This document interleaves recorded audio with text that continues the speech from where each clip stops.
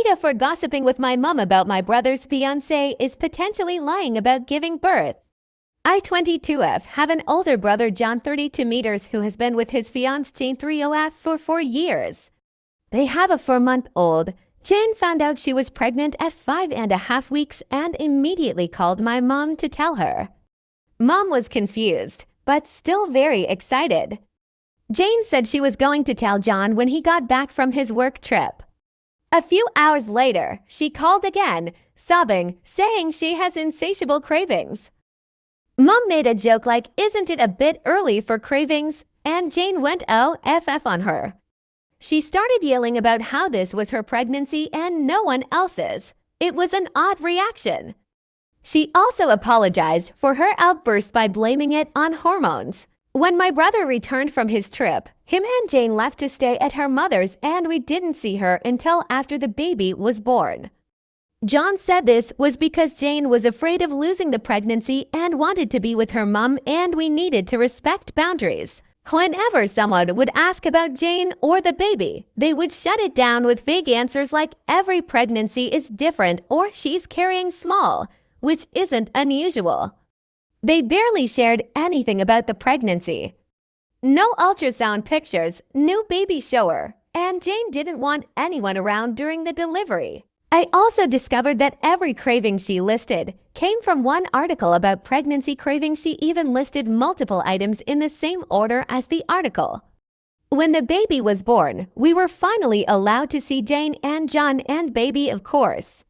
It was very bittersweet as we all wished we could have been there for Jane to help out, but Jane and John both reassured us that we did help out by staying away during the pregnancy. The weirdest part, though, is how Jane describes the birth.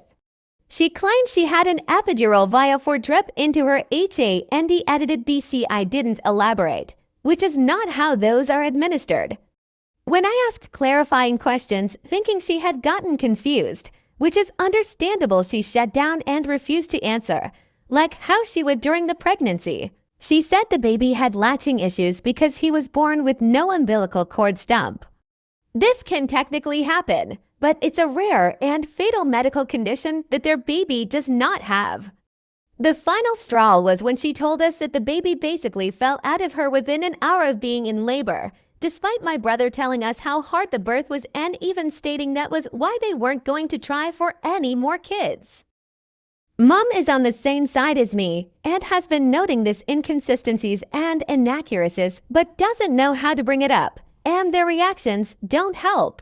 A few days ago, my brother texted Mom saying her doubt of Jane is disrespectful and they both want full apologies from the both of us for bullying Jane about her pregnancy labor. I haven't made any outright accusations about it, nor have I said any of this to Jane. I've only asked questions when she brings the pregnancy up. AITA for having doubts. AITA for not allowing my ex and former best friend to take my kids out of state for a week to heal and recover after she was left unable to have children.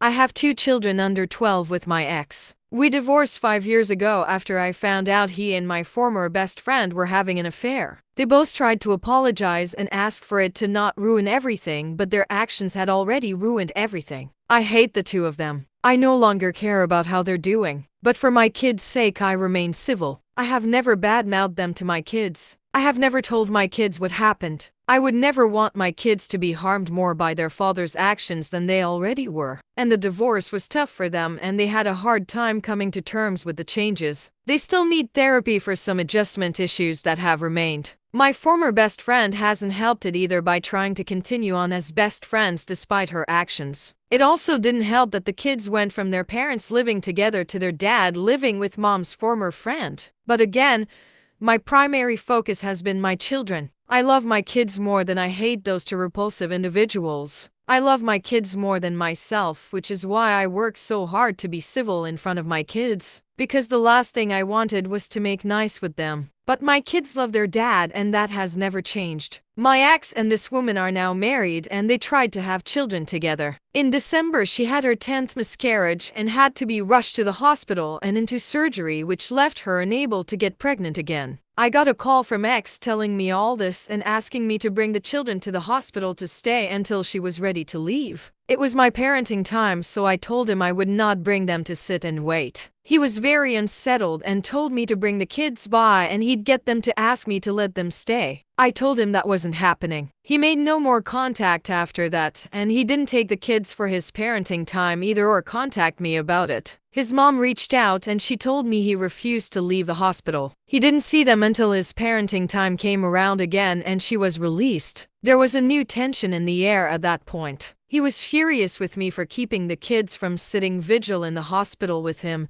Now we have another dilemma that's become an issue. My ex booked a healing getaway for them and they want the kids to go along. It happens during my week and it's a school week. He also wants to take his weeks as normal before and after that. So he would have them for 3 consecutive weeks. From what he stated, he would potentially keep them out of school for that long so the kids can be there to help her recover and grieve knowing she has them, was how he explained it to me. I said no and I explained that I was not letting him take them out of school for a week just for her. I told him the kids are not their emotional support to get them through this and therapy is significantly better. I told him I didn't approve of them missing extended school time period, but I wasn't giving up my week for it. He tried to state the week he missed should be made up for, but our court-ordered parenting plan states if a parent voluntarily doesn't take their week without an agreed-upon make-up period, then the other doesn't need to give up a week in return. I pointed this out to him and he asked me how I could be so by the book about this. He said human decency would state I should be willing to put aside our differences at a time like this, and that school isn't more important than family. He asked me how I would feel if she ends her life because of this, and my refusal was part of the reason why. I told him I wouldn't feel anything. I told him they lost all their rights for me to feel something for them when they betrayed me and I would not be manipulated into agreeing. He's pushing very hard for this and trying to guilt me into agreeing. I know I might be overly harsh in my response to this, so I wanted to ask if people believe I'm wrong or not. My older sister abused me my entire life and I still don't understand why. My 25F sister is 2.5 years older than me and I don't have a single positive memory of her from childhood. My earliest one is her doing what she would continue to do until I moved out at 18. I'm sitting on the floor, maybe 4 or 5, playing with whatever toys with my dad out of sight but within earshot in the kitchen. She comes in and begins speaking in a low voice so my dad can't hear, a voice I still can't get out of my head. Saying a stream of insults about how I'm so unloved, how my parents don't want me, how they'd be better off without me, etc. I get upset and yell and maybe throw a toy or hit her and my dad comes in to see what's going on having heard me yell. She says she was just walking by and I attacked her unprovoked. My dad believes her and he tells me off while she stands behind him with a creepy little smirk that is still seared into my memory like, see? I told you. Okay, she was 6 or 7 and jealous of her baby sister. Except not only did it never stop, it got much, much worse. I believed everything she told me. When you hear something over and over as a child in situations designed to have whatever parent falsely reinforce it, you'll believe it. And she did that to me constantly. We were never friends, we never had a positive interaction. So by the time I was 11 I hated myself, believed myself to be unlovable, unwanted, and a cancer in my family. I developed severe social anxiety, anorexia, and depression so intense it manifested with mild psychotic features at one point. I stayed at 5 feet 4 inches 20 pounds underweight through high school while she shot up to 6 feet 1 inch. She loved having the ability to control my emotions and made sure I was constantly miserable. Her little trick of finding me and quietly insulting me so I'd get angry and get in trouble never stopped. I was going insane. I hated myself, because I believed all she said about me, and was severely emotionally unstable so I'd usually react. When I didn't give her the reaction she wanted, however, if I ignored her basically, she'd become what I can only describe as enraged. She'd slap, punch, scratch, strangle me until my vision went fuzzy, drag me across the room by my hair, etc. And she was much bigger than me, I couldn't really fight back. When we were in HS at the same time she'd drive us to school and I'd always try and stay quiet but would show up crying from the things she'd say to me in the car and the things she'd do to make me physically uncomfortable, rolling the windows down in the East Coast winter for example since I got cold easily due to being so underweight. My parents didn't initially believe me about the physical abuse or that she was constantly instigating, they just thought we were fighting because we both didn't get along. Then my mom then realized at least some of the severity of it and my sister's role in my personal hell that she began to arrange for my mom, and I to move out and into my grandmother's, but it never happened. I think my mom got overwhelmed and kind of shut down like she still does. My dad didn't believe it was my sister at all until a few years ago. So nothing happened, there was no effort to separate us and she kept driving me to school despite me begging for one of them to instead. I got more and more unstable. I hated being in the house since she was there, so I'd go on walks that would last 4 to 6 hours. A few times I walked so long my legs gave out and I'd have to sit on a curb for another hour plus till I could walk again.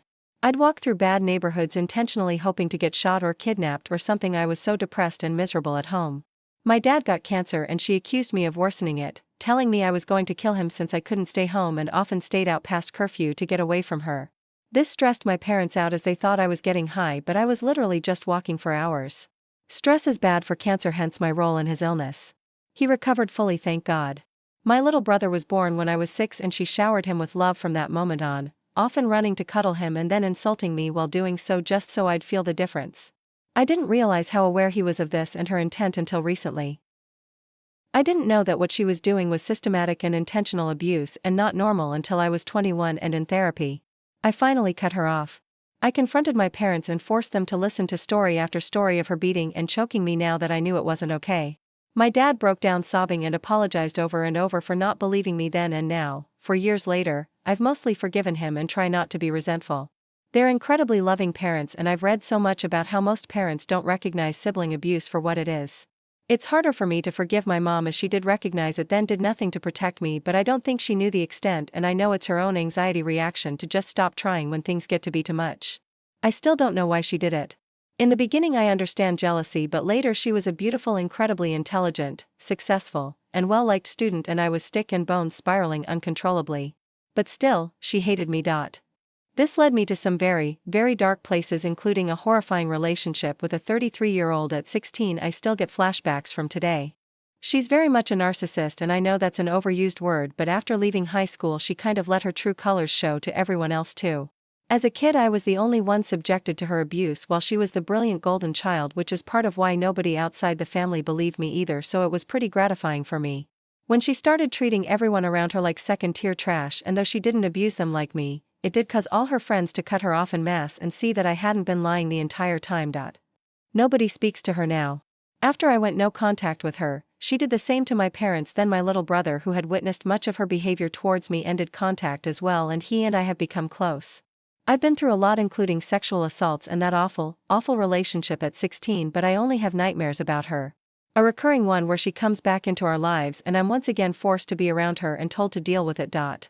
Though everyone knows about the abuse, they don't know how confused and hurt I still am about why she would do all those things to her own sister and never stop. I put on like I don't care now that she's gone and oh, she's just a bitch, but it hurts me so deeply to see the relationships and bonds other sisters have. And I still feel like, even though logically I know it's not true, that there's something inherently wrong with me and has been since childhood that prevented that bond from ever forming. Otherwise I can't understand why she's always hated me so intensely.